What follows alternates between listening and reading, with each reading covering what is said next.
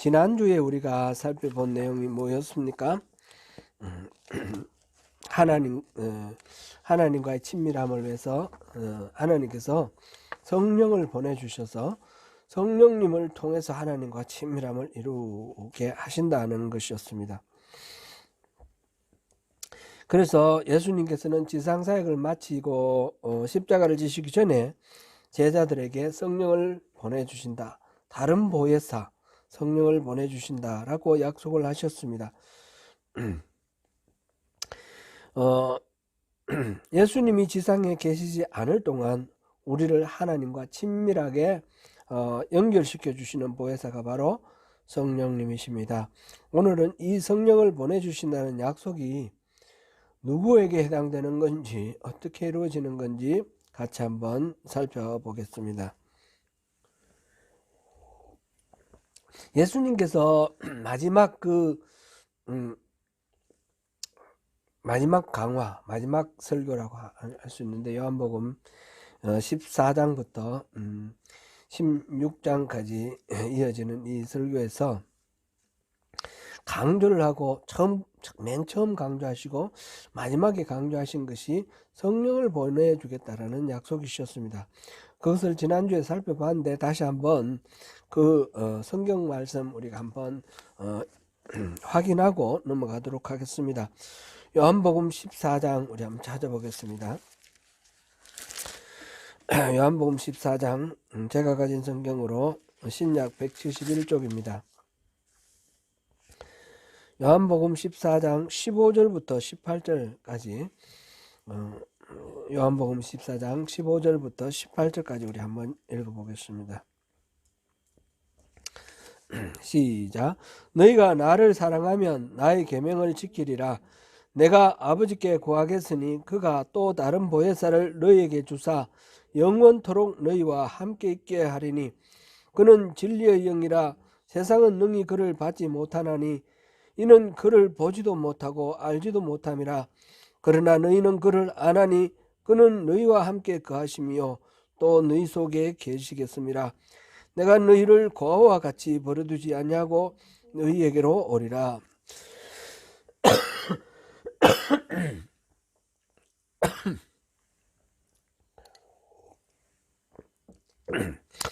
그렇게 약속해 주시는 그 보혜사 성령님이 오셔서 우리 안에 내주하신다 그랬습니다. 17절에 보니까 너희와 함께 거하시며 또 너희 속에 계시겠습니다 그랬습니다. 우리 안에 성령님이 오셔서 우리와 함께 계십니다. 마지막 강화 맨 끝부분에 16장 지금 14장 봤고요. 16장 7절 먼저 7절을 한번 읽어봅니다. 시작. 그러나 내가 너희에게 실상을 말하노니 내가 떠나가는 것이 너희에게 유익이라. 내가 떠나가지 아니하면 보혜사가 너희에게로 오시지 아니할 것이요 가면 내가 그를 너희에게로 보내리니. 계속해서 12절부터 15절까지 읽습니다. 내가 아직도 너희에게 이를 것이 많으나 지금은 너희가 감당하지 못하리라. 그러나 진리의 성령이 오시면 그가 너희를 모든 진리 가운데로 인도하시리니 그가 스스로 말하지 않고 오직 들은 것을 말하며 장래일을 너희에게 알리시리라. 그가 내 영광을 나타내리니 내 것을 가지고 너희에게 알리시겠음이라. 무릇 아버지께 있는 것은 다 내 것이라. 그러므로 내가 말하기를 그가 내 것을 가지고 너희에게 알리시리라 하였노라. 아멘. 예수님께서 이 땅에 계시면 보혜사를 보내실 수가 없는데 예수님께서 십자가를 지시고 죽으심으로 그리고 부활하셨다가 성천하시고 이 땅에 계시지 아니하심으로 인해서 성령님을 이 땅에 보내주실 수 있다 그렇게 말씀하셨습니다. 그 성령님이 오시게 되면 그분은 바로 진리의 성령이시기 때문에 우리를 모든 진리 가운데로 인도하시고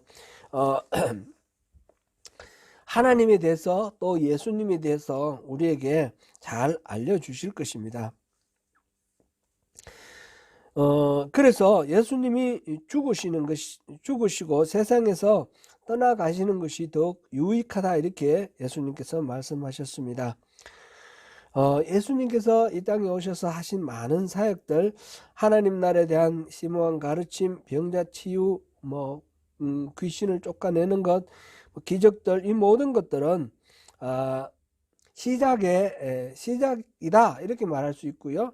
성령님이 오심으로부터 그때부터 본격적으로 시간과 공간에 제한되신 그 예수님이 육신을 입고 오신 이 예수님의 사역이 성령님과 함께 시간과 공간을 뛰어넘어서 온 세계 그리고 모든 시대를 통틀어서 영적으로 배고픈 우리와 개별적으로 친밀한 대화를 나누면서 관계를 맺어주시고 예수님이 다시 오실 때까지 우리와 하나님의 그 관계를 긴밀하게 이끌어 주실 것입니다. 그리고 이 두 번 이렇게 그 말씀을 하셨을 뿐만 아니라 오늘 우리가 본문으로 한 사도행전 1장 4절부터 8절 여기에서 예수님께서 다시 약속을 하셨어요. 4절에 보니까 사도와 함께 모이사 그들에게 분부하여 이르시되 예루살렘을 떠나지 말고 내게서 들은 바 아버지께서 약속하신 것을 기다리라. 아버지께서 약속하신 것이 뭐죠? 바로 보혜사 성령을 보내주시겠다는 그 말씀 아닙니까? 그래서 5절에서 요한은 물로 세례를 베풀었으나 너희는 몇 날이 못되어 성령으로 세례를 받으리라 이렇게 말씀하셨어요. 예수님께서. 그래서 제자들이 그러면 이스라엘 회복이 언제입니까? 그때입니까? 그랬더니 때와 시기는 아버지의 권한이니까 너희들은 그런 거 관심을 갖지 말고 오직 성령이 너희에게 임하시면 너희가 권능을 받고 예루살렘과 온 유대와 사마리아와 땅끝까지 이르러 내 증인이 되리라 이렇게 말씀하셨습니다. 그 보혜사 성령 하나님께서 약속하셨던 그 성령 요한복음 14장과 16장에서 예수님께서 또 다른 보혜사를 아버지께서 보내주시겠다 하셨던 그 성령님이 우리에게 임하면 그 제자들 권능을 받고 예수님에 대해서 예루살렘으로부터 시작 예루살렘, 유대, 사마리아 땅끝 이거는 점점 그 예루살렘을 중심으로 해서 온 세계로 퍼져나가는 거죠. 이렇게 쫙 퍼져나가서 온 세계에 예수에 대한 복음을 전하게 될 거다. 그렇게 예수님이 말씀하셨습니다. 그 때가 될 때까지 곧 아버지께서 약속하신 성령으로 세례를 베푸실 때까지는 아무것도 하지 말고 예루살렘에서 기다리라고 그랬습니다. 우리가 이제 항상 우리가 생각해야 될 거는 예수를 믿고 그 다음에 우리가 살아가는 삶이 하나님께 은혜를 받았으니까 우리가 열심으로 보답을 해야지 하면서 하나님을 위해서 열심히 일하는 것이라고 이렇게 생각할 수가 있는데 그렇게 되는 것이 아니라는 겁니다. 내가 계획 세우고 내가 열심히 하면서 하나님 도와주세요. 내가 이거 할 테니까요. 이게 아니고 하나님께서 성령을 부어주시고 그 성령을 통해서 하나님이 하신 일을 우리에게 알려주셔요. 그러면 우리가 그 성령님의 인도하심을 받아서 순종하고 따라 나가면 우리가 일을 하고 사역하는 것이 아니라 하나님이 우리를 통해서 사역을 하시는 거예요. 그런 것을 위해서 먼저 성령을 받아야 되는 겁니다. 성령 세례를 충만하게 받아야 되는데 그것을 위해서 예루살렘에 기다리라. 그러면 성령 세례가 이루어질 것이고 여러분들이 온 세계에 예수의 복음을 전하게 될 거다. 그렇게 예수님이 마지막으로 승천하시기 직전에 말씀하셨습니다. 예수님이 부활하셔서 40일 동안 이 땅에 사셨는데 그동안에 부활하신 예수님이 만나주신 사람이 수백 명이 됩니다. 고린도전서 15장 6절에 의하면 그 후에 500여 형제에게 일시에 보이셨나니 그 중에 지금까지 대다수는 살아있고 어떤 사람은 잠들었으며 이렇게 이제 바울 사도가 얘기를 하는데 기본적으로 한꺼번에 500여 명에게 나타나셨고 그 다음에 각자 12 제자들에게 나타나시고 따로따로 마리아에게 나타나시고 베드로에게 나타나시고 따로따로도 나타나시고 한꺼번에 500명 앞에서 나타나셨어요. 그러니까 부활하신 예수님을 만난 사람들은 많습니다. 그런데 그들에게 예수님은 한결같이 성령을 기다리라고 말씀을 하셨습니다. 마지막에 그 사도행전 말씀 제자들에게 말씀하셨지만 그게 모든 제자들에게 다 통보된 그런 말씀이죠. 그런데 그러한 예수님의 말씀을 듣고 예수님께서 약속하신 대로 그 성령의 세례를 받은 사람은 120명입니다. 120문도라고 그러죠. 마가의 다락방에서 예수님의 말씀을 끝까지 순종하면서 다른 거 안 하고 기다렸습니다. 나머지 사람들은, 수백 명의 사람들은 어떻게 했습니까? 좀 기다리다 보니까 뭐 밑도 끝도 없고 그냥 막연히 기다리는 게 좀 이상하기도 하고 불안하기도 하고 초조하기도 하고 지루하기도 하고 뭐 이러다가 뿔뿔이 다 흩어졌어요. 그래 예수님의 그 약속을 끝까지 지킨 사람이 120명입니다. 그 120명에게 하나님이 성령의 세례를 부어주셨습니다. 그것이 바로 사도행전 2장 1절에서 4절 기록입니다. 사도행전 2장 1절부터 4절까지 우리 한번 보겠습니다. 사도행전 2장 1절에서 4절까지. 우리가 뭐 잘 알고 있는 오순절 마가의 다락방에서 있었던 그 사건입니다. 성령 강림 사건입니다. 2장 1절에서 4절까지 같이 읽어봅니다. 오순절 날이 이미 이르매 그들이 다 같이 한 곳에 모였더니 호련히 하늘로부터 급하고 강한 바람 같은 소리가 있어 그들이 앉은 온 집에 가득하며 마치 불의 혀처럼 갈라지는 것들이 그들에게 보여 각 사람 위에 하나씩 임하여 있더니 그들이 다 성령의 충만함을 받고 성령이 말하게 하심을 따라 다른 언어들로 말하기를 시작하니라.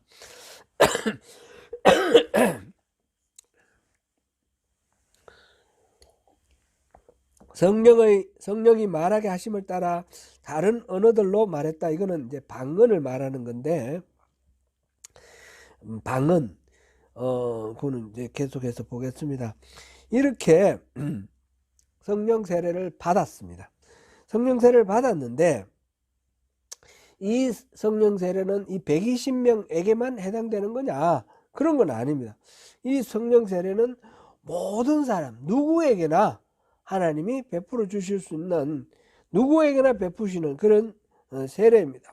다만 그 성령 세례를 사모하고 받아야 되죠. 임하시는 것을 받는 사람에게는 인종의 차별도 없고 남녀노소 구분도 없고 뭐 어떤 신분의 구분도 없고 모든 사람에게 공평하게 기회가 주어진다는 것입니다. 베드로가 그 다음에 설교를 하는데 지금 사도행전 2절이죠. 2절 32절 33절을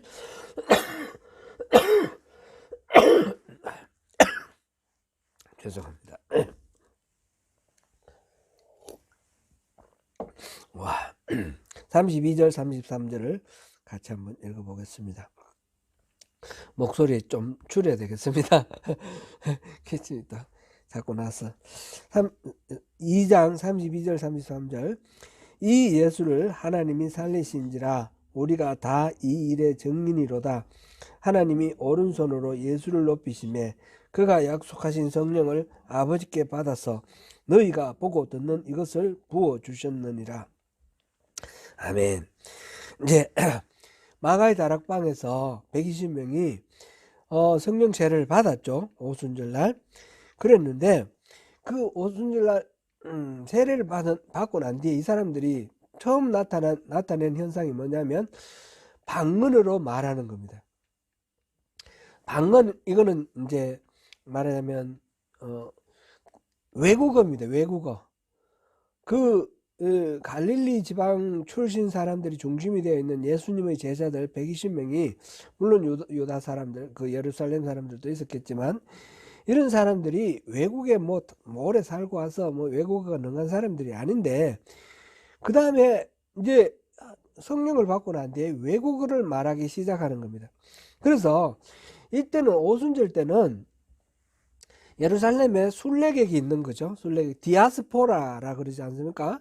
이 유다에서 쫓겨나서 이제 살고 있는, 흩어져서 살고 있는 사람들, 세계에 흩어져 있는 사람들이 뭐 갑바도기아, 비두니아, 뭐 터키 지방 이런 쪽에, 또 알렉산드라, 뭐 저기 이집트 지역, 또는 로마, 이렇게 온 세계에 흩어져 있던 사람들이 6월절이나 오순절이나 초막절, 장막절 이럴 때 1년에 3번의 그 명절 때에 예루살렘에 와서 성전에서 제사하는 거예요. 그래서 그때는 예루살렘 인구가 한 10만 되는데 그때는 한 100만씩 모인다고 그래요. 그럼 많은 사람들이 폭적폭적하면서 왔는데, 그 사람들이 와서 보니까 뭐 이 120명 이 사람들이 예수 믿는 사람들인데, 어떤 사람이 처음에는 모르겠죠. 그런데 막 모여가지고 얘기하는데 자기가 사는 고향 이야기를, 지금 자기가 살고 있는 곳 이야기를 하는 거예요. 로마 말로 막 말하고 있고요, 이집트 말로 막 말하고 있고, 저 터키 지역 갑바도기아, 뭐 비두니아, 이런 말을 하는 거예요. 이 사람들이 웬 사람들인가? 당신 거기 가본 적 있어요? 그러니까 뭐 그런 가본 적은 없는 사람들인데, 그러니까 외국어를 말했어요. 이게 이제 방언, 최초의 방언은 외국어로 나옵니다. 이래 막 방언을 얘기하는 걸 들었습니다. 그때 베드로가 설교를 시작합니다. 요엘 선지자가 선포한 때, 마지막 때에 하나님이 내 영을 모든 육체에게 부어줄 것이다. 남종이나 여종이나 젊은이나 노인이나 모든 사람들이 그 영을 받을 것이다. 그때 누구든지 주의 이름을 부르는 자는 구원을 받으리라. 이렇게 했는데, 요엘서 2장 28절 이하 나오는 그 말씀인데, 이것을 인용을 하고, 베드로가 인용을 하고, 또 다윗의 시편 16편 8절 이하 요 시를 인용을 하면서, 다윗은 자기 앞에 계신 주를 배웠는데 그 주가 썩지 않는 존재라는 거예요. 썩지 않는 존재. 자기를 엄부에 버리지 아니하시고 주의 거룩한 자로 썩음을 당하지 않게 하실 것임이라, 이러면서 이렇게 얘기를 하는데, 그 주가 그리스도인데, 다윗의 자손 그리스도에 대해서 다시 태어나는 부활을 이야기를 하는 거예요. 부활을.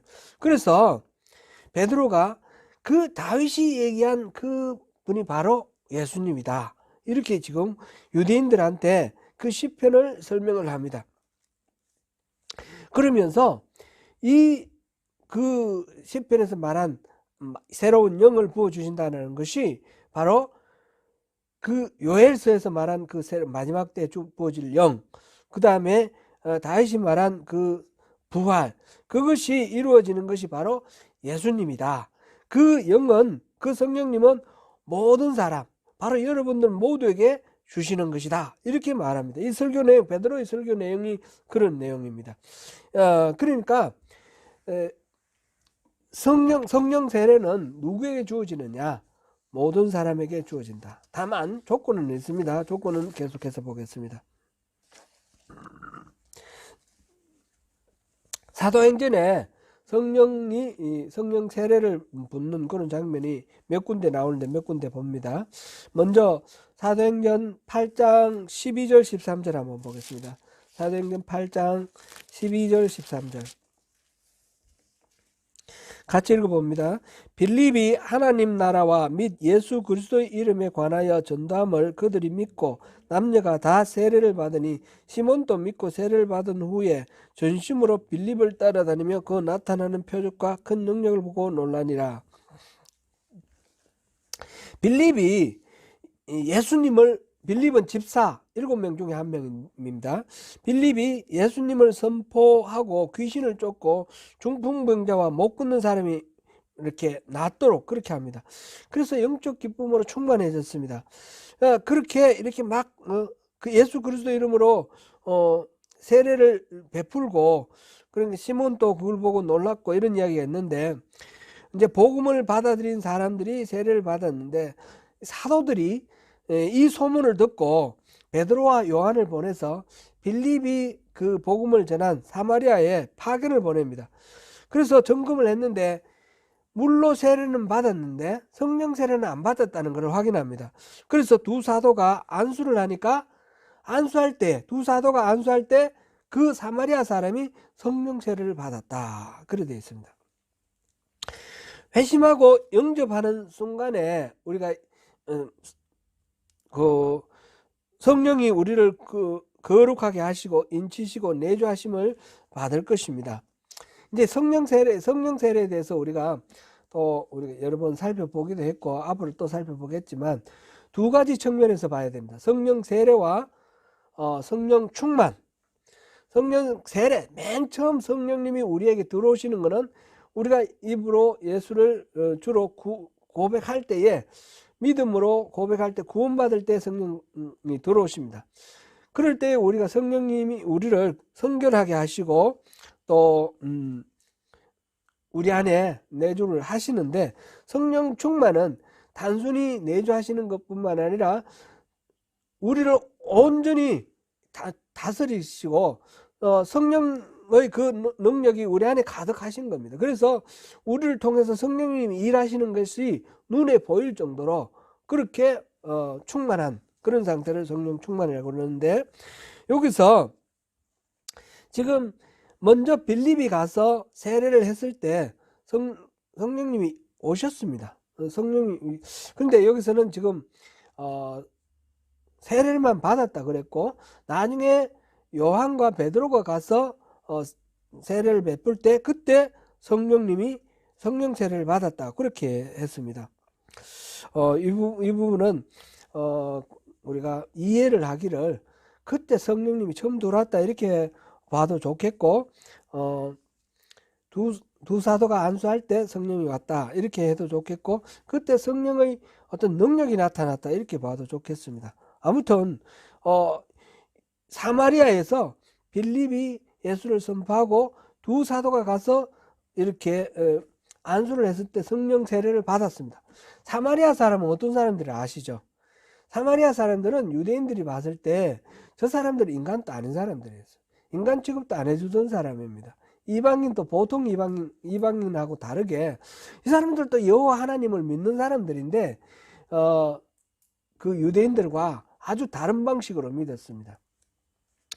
그리고 민족적으로도 혈통이 이렇게 또 혼재되어 있고, 그래서 유대인들과는 원수 사이였습니다. 그래서 이 갈릴리 지방에서 유다 지방 예루살렘을 갈 때 중간에 사마리아가 있는데 글로 안 지나가고 즉 요단강가로 이렇게 빙 둘러서 갔지 않습니까?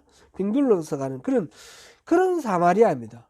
그런데 그런 사마리아 사람들도 성령 세례를 받았다는 겁니다. 중요한 포인트는 그거죠.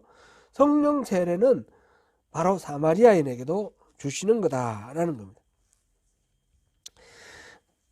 그런데 요거는 우리가 예수 이름으로 또 이렇게 구원을 받을 때에 성령님이 임하시겠지만, 성령으로 충만하게 하는 것 이런 거는 또 이렇게 특별히 구해야 됩니다. 성령 받는 것 자체를 구해야 된다 이렇게 볼 수 있겠습니다. 누가복음 11장 13절인데 이거는 제가 읽겠습니다. 너희가 악할지라도 좋은 것을 자식에게 줄 줄 알거든 하물며 너희 하늘 아버지께서 구하는 자에게 성령을 주시지 않겠느냐 하시니라. 구하라, 그런 말씀이죠.